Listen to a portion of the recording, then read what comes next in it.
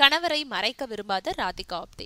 சினிமாவில் பிஸியா நடிச்சுக்கிட்டு இருக்கோம். பல நடிகைகளுக்கு காதலர் இருக்காங்க. சிலர் காதலரை ரகசியமா திருமணம் செஞ்சுக்கிட்டு நடிப்பை தொடர்றாங்க. அந்த வரிசையில அஞ்சலி முக்கியமானவங்க.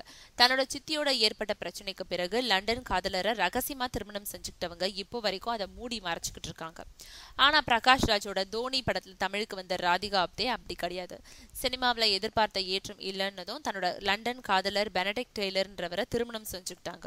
அதுக்கப்புறமும் நடிப்பை தொடர்ந்து வந்த அவங்க இப்போ கபாலியில ரஜினிக்கு ஜோடியா நடிச்சிட்டு இருக்காங்க. மேலும் ஏற்கனவே பெனடிக்ட் டெய்லரோட தான் இணைஞ்சிருக்கும் புகைப்படங்களை அப்பப்போ வெளியிட்டு வரும் ராதிகா ஆப்தே சமீபத்துல தன்னோட 30வது பிறந்த நாளை கொண்டாட லண்டன் போனாங்க. அப்போ கணவர் பெனடிக்டோட எடுத்துக்கிட்ட பிறந்தநாள் போட்டோக்களை கபாலி யூனிட்ல காமிச்சிருக்காங்க. அப்போ பெனடிக்ட் டெய்லரை பத்தி கேட்ட யூனிட் வாசிகள் கிட்ட அவர் என்னோட கணவர்னு ஓப்பனா சொல்லியிருக்காங்க ராதிகா ஆப்தே.